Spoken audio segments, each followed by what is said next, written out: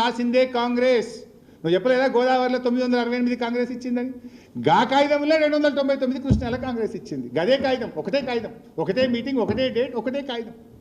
మరి అది ఎందుకు చెప్పు? దాని మీద పోరాడింది, సెక్షన్ 3 తెచ్చింది బీఆర్ఎస్. 28 లెటర్లు కదా ఇప్పుడు నేను చూపించింది మీకు. 28 meetings we raised for 50-50. Finally we got the award. ఇప్పుడు తెలంగాణ వాదనలు అయిపోయినాయి.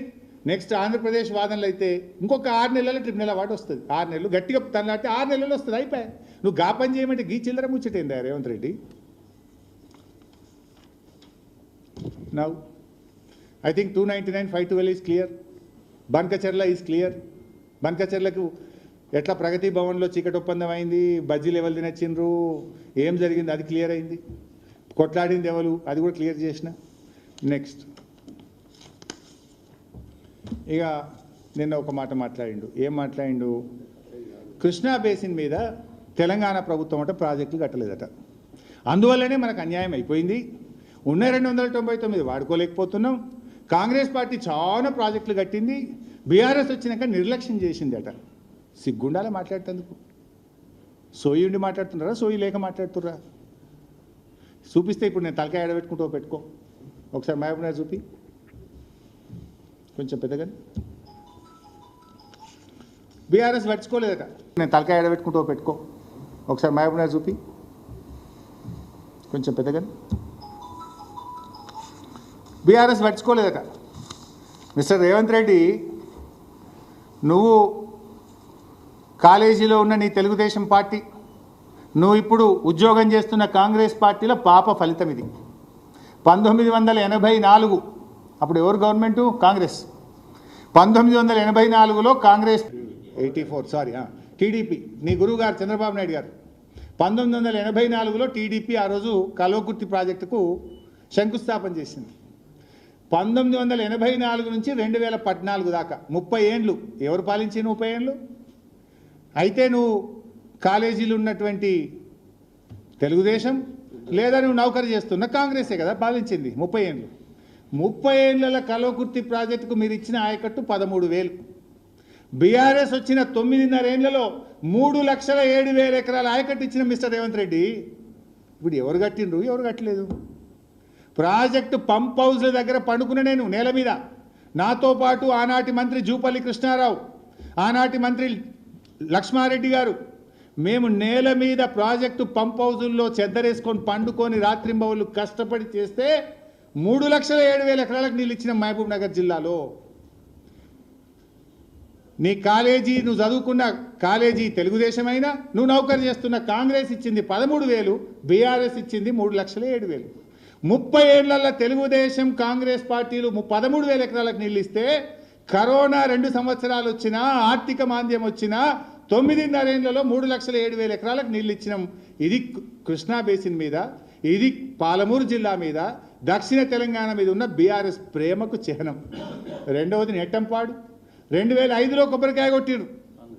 2005 నుంచి 9 ఏళ్ళు మీరే ఉన్నారు. 9 ఏళ్లలో మీరు 2,300 ఎకరాలకు నీళ్ళు ఇస్తే 1,42,000 ఎకరాలకు బీఆర్ఎస్ ఇచ్చింది. భీమా 2005లో కొబ్బరికాయ కొట్టిండ్రు. 9 ఏళ్లలో 12,000 ఎకరాలకు నీరు ఇస్తే 1,58,000 ఎకరాలకు బీఆర్ఎస్ ప్రభుత్వం నీళ్ళు ఇచ్చింది. కోయిల్ సాగర్ 2005లో కొబ్బరికాయ కొట్టి గుండు సున్నా 1 ఎకరానికి మీరు నీళ్ళు ఇవ్వలేదు. 38,250 ఎకరాలకు నీళ్ళు ఇచ్చినాం. తుమ్మిళ్ళ 55,600. అదేవిధంగా మోడర్నైజేషన్ ఆఫ్ జూరాల, దాన్ని పెంచినాం 1,07,000 ఎకరాలకు. మిషన్ కాకతీయ చెరువుల పునరుద్ధరణ ద్వారా స్థిరీకరణ 2 లక్షలు. ఒక్క మహబూబ్ నగర్ జిల్లాలో 10,08,000 ఎకరాల ఆయకట్టు మేము కొత్తది స్థిరీకరణ కింద సాధించాం. 10,08,000 ఎకరాలు. ఇక మీరు చేసిందేమో 27,000 ఎకరాలు. మీ గొప్పతనం 27,000. ఇక రేవంత్ రెడ్డి అంటాడు కాంగ్రెస్ ప్రాజెక్టులు బాగా పెట్టింది, బీఆర్ఎస్ నిర్లక్ష్యం చేసింది. ఇప్పుడు ఎవరు నిర్లక్ష్యం చేసిన? దానికే ఎడబెట్టుకుంటావు. ఇప్పుడు ఎడబెట్టుకుంటావు చెప్పు. 4,000 కోట్లకు పైగా ఖర్చు పెట్టి మా రోజు ఒక 4 ప్రాజెక్టులకే 4,000. మళ్ళీ చెరువులది వేరే, మోడర్నైజేషన్ వేరే, తుమ్మిళ్ళ వేరే, దాదాపు 5-6 వేల కోట్లు ఖర్చు పెట్టి మేము 10 లక్షల ఎకరాల ఆయకట్టును మేము మహబూబ్ నగర్లో తెచ్చింది బీఆర్ఎస్. నీ కాలేజీ తెలుగుదేశం, నీ నౌకరు చేసే కాంగ్రెస్ తెచ్చింది 27,000. ఇంకేం మాట్లాడతావు ఊరికే పొద్దుగాలేసి. నెక్స్ట్ పాలమూరు రంగారెడ్డి, అదే మహబూబ్ నగర్ జిల్లాలో మన హక్కులు పొందాలని పాలమూరు రంగారెడ్డి ద్వారా 12 లక్షల ఎకరాలు నీళ్లు రావాలి. మహబూబ్ నగర్ జిల్లా, రంగారెడ్డి జిల్లా కరువు ప్రాంతాలను సస్యశ్యామలం చేయాలని ఆ రోజు మేము దాదాపు 28,000 కోట్ల రూపాయలు ఖర్చు పెట్టినాం. ఇదే చంద్రబాబు నాయుడు మోకాళ్ళల్లో మా కాళ్ళల్లో కట్టెలు పెట్టిండు, అడ్డం పడ్డాడు. అనేక లెటర్లు రాసి ఢిల్లీకి చంద్రబాబు నాయుడు గారు రకరకాల ప్రయత్నాలు చేసిండ్రు. ఇదే కాంగ్రెస్ పార్టీ నాయకులు సుప్రీంకోర్టులో గ్రీన్ ట్రిబ్యునల్లో కేసేసారు తెలంగాణలో, ఈ ప్రాజెక్ట్ అయితే కేసీఆర్కి ఏడ పేరు వస్తుందో అని. అడ్డంకులు సృష్టిస్తే హైకోర్టులో, సుప్రీంకోర్టులో, గ్రీన్ ట్రిబ్యునల్లో అటు ఆంధ్రప్రదేశ్ ఇటు తెలంగాణ కాంగ్రెస్ కేసులు వేస్తే కూడా వ్యూహాత్మకంగా ముందుకు పోయినాం. స్టే వచ్చింది ఒక దశలో, ప్రాజెక్టు పనులు ఆపేయండి అని గ్రీన్ ట్రిబ్యునల్ స్టే ఇచ్చింది.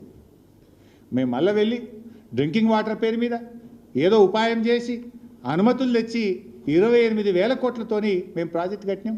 ఇలా కరివేన, వట్టెము అని దాదాపు 4 రిజర్వాయర్లు పూర్తయినాయి. ఇలా కట్టుకొత్తుతో నీళ్ళు వస్తాయి. ఏడాది అర్థమైంది, 20 నెలలు అయింది నీ గవర్నమెంట్ వచ్చి. గా ప్యాకేజీ 3లో మొత్తం కాలువల బండ ఉన్నది, గా బండ వల్ల కొట్టి ఆడికిడికి జీర్ పారదింటే మొత్తం 4 రిజర్వాయర్లు నింపచ్చు. ఏం చేస్తున్నావు నాకు అర్థం కాదు. 20 నెలల్లో గా 4 రిజర్వాయర్లు నింపే తెలివి లేదా? మేము 4 పంప్ హౌజులు పూర్తయినాయి, 4 రిజర్వాయర్లు పూర్తయినాయి, 28,000 కోట్లు ఖర్చు పెట్టి పాలమూరు జిల్లా కోసం మేము పనిచేస్తే గా ముత్యమంతా ప్యాకేజ్ 3లో బండ వల్ల కొట్టి ఆడికిడికి జీర్ పారేయక దానికి 20 నెలల నుంచి ఏదో మీనవేషాలు లెక్క పెడుతున్నావు. ఇది మా కమిట్మెంటు. నువ్వేం మాట్లాడుతావు?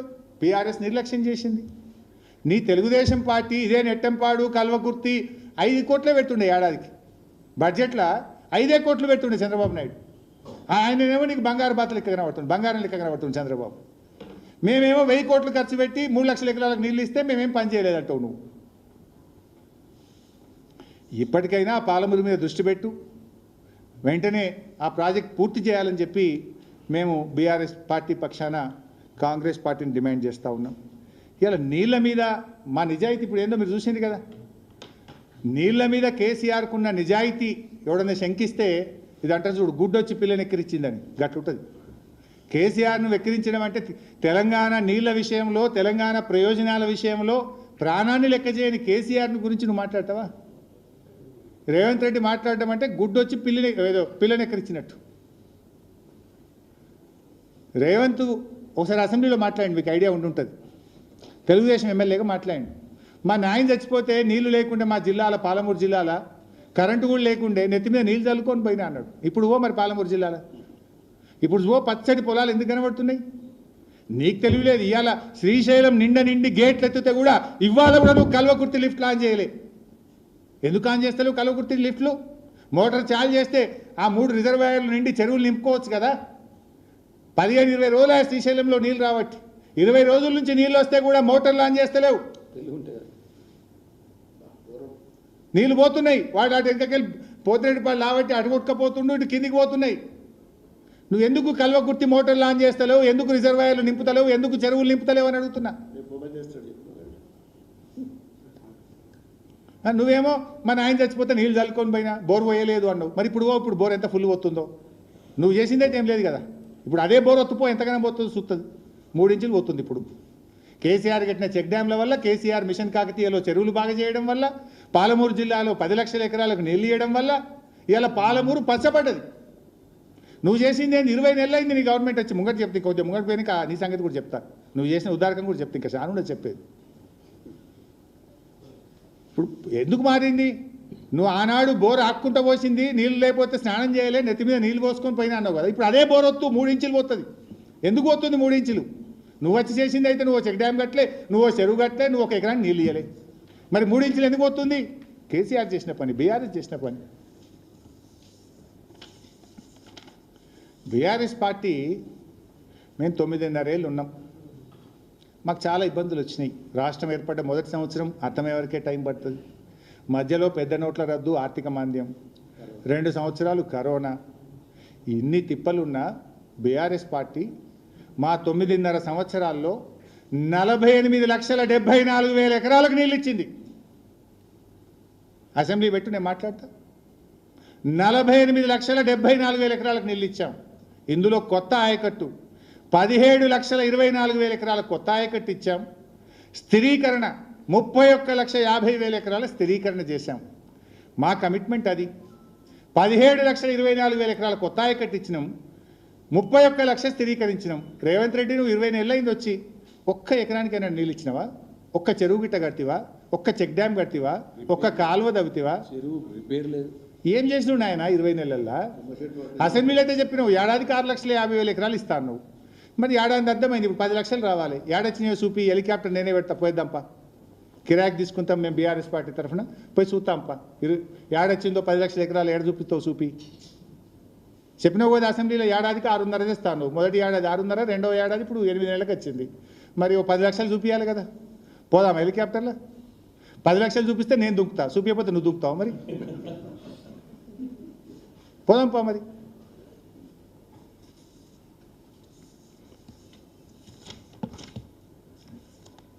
మీరు బీఆర్ఎస్ ఏం చేసిండ్రు అంటారు. ఇలా బీఆర్ఎస్ వచ్చిన తర్వాత చాలా చేసింది, పెద్ద లిస్ట్ ఉంది. ఏమేం ప్రాజెక్టు పూర్తి చేసినాము, ఎట్లెట్లా సాధించిన రాష్ట్రం అంటే ఇంత పెద్ద లిస్ట్ ఉన్నది.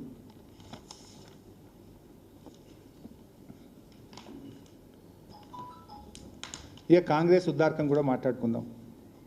సరే 20 నెలలు అయింది కాంగ్రెస్ వచ్చింది. ఇప్పుడు నేను చెప్పిన హెలికాప్టర్లో పోదాం, 10 లక్షలు ఏడొచ్చిందో చూస్తామని చెప్పిన.